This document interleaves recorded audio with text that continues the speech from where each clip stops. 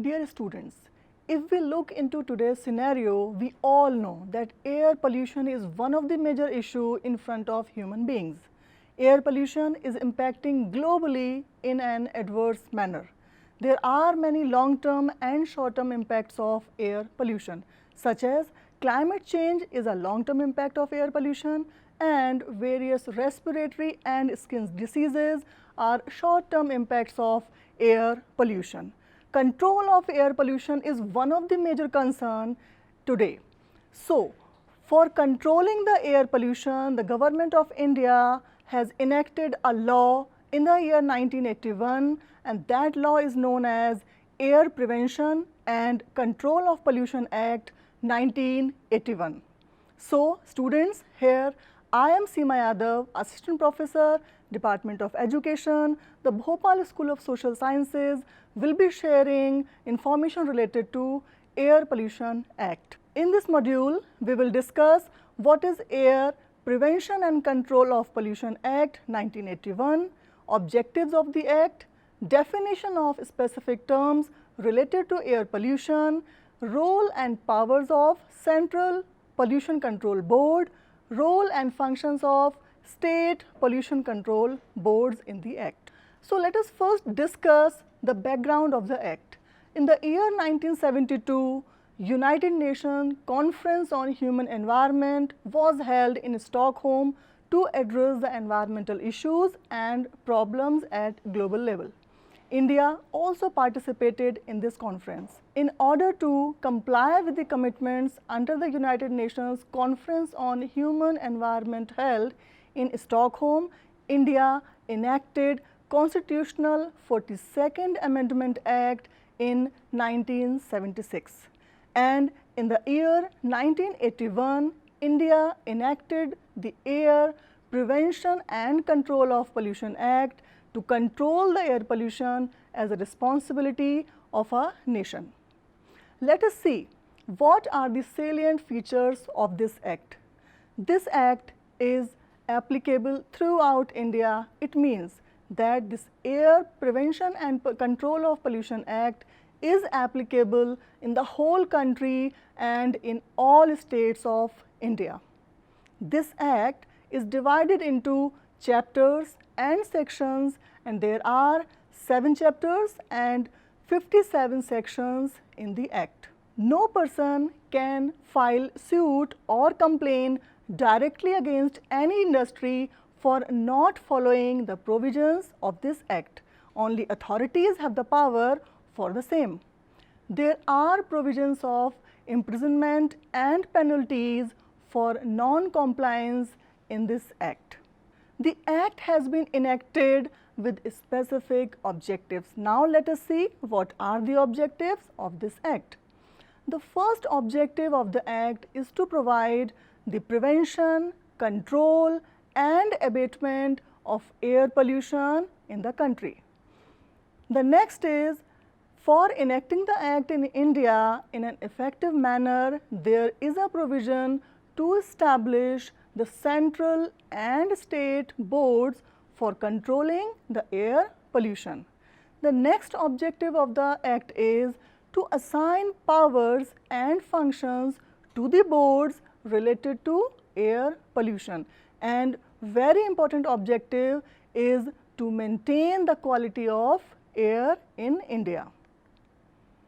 Now, the next question is how a layman would know what is air pollution.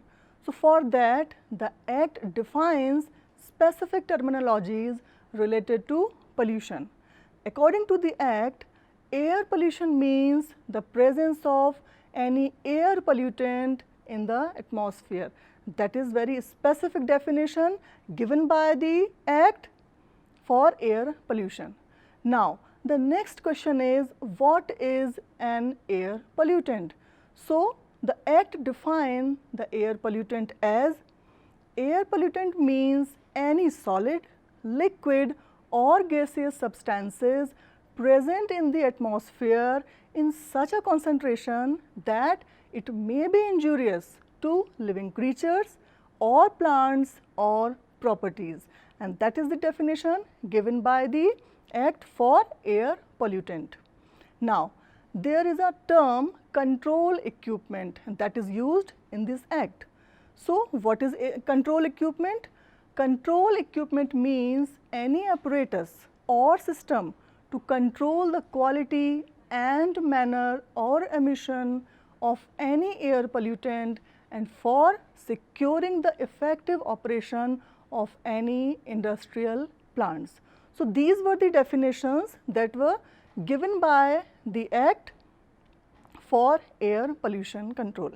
Now let us see the implementation mechanism of this Air Act. As we see in the objective of the Act, to maintain and preserve the quality is one of the objective of the Act.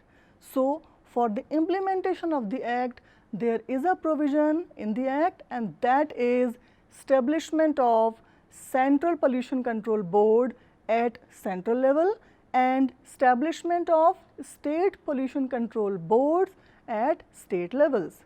Both of these boards have powers at their levels of implementation. Now, let us see what are the roles and functions of these boards. The Central Pollution Control Board functions at central level. The Central Pollution Control Board, or it is also known as CPCB, it advises the central government on any matter related to air pollution in the country.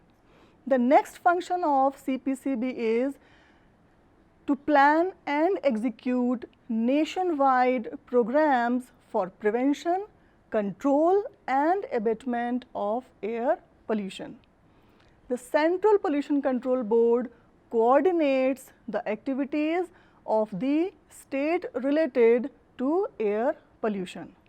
The Central Pollution Control Board provides the technical assistance to the state pollution control boards for controlling air pollution. The Central Pollution Control Board conducts research related to air pollution at national level. The Central Pollution Control Board organizes the training for the people related to air pollution. The Central Pollution Control Board lays down standards for the quality of air at national level. The Central Pollution Control Board collects and disseminates information related to air pollution for research purposes. So, these are the very specific functions of the Central Pollution Control Board. Now, let us see what are the functions of state pollution control boards. The state pollution control boards are established at state levels and function at state levels. Now, let us discuss the functions of the state pollution control boards. The State Pollution Control Board advises the state government on matters related to air pollution. The State Pollution Control Board plans and executes state level programs for prevention, control and abatement of air pollution at state levels. The State Pollution Control Board conduct researches related to air pollution at state levels. The State Pollution Control Board organize the training to the people related to air pollution at state levels. The State Pollution Control Board lays down standards for the quality of air at state levels. The State Pollution Control Board collects and disseminates information related to air pollution at state levels. The State Board is empowered to issue instructions to pollution making institutes and have the power to cut electricity and water supply for non-compliance. The state government has power and the authority to declare any area as air pollution control area. So, these were the functions of Central Pollution Control Board and State Pollution Control Boards. So, students, as you can see, the government and judiciary of India are proactive for controlling the air pollution in the country. the Government of India is very proactive in the effective implementation of the laws in the country. So, today we discussed the Air Prevention and Control of Pollution Act 1981. In the next module, we will discuss another act related to control of pollution in India. Thank you for watching the video. Keep learning. Thank you.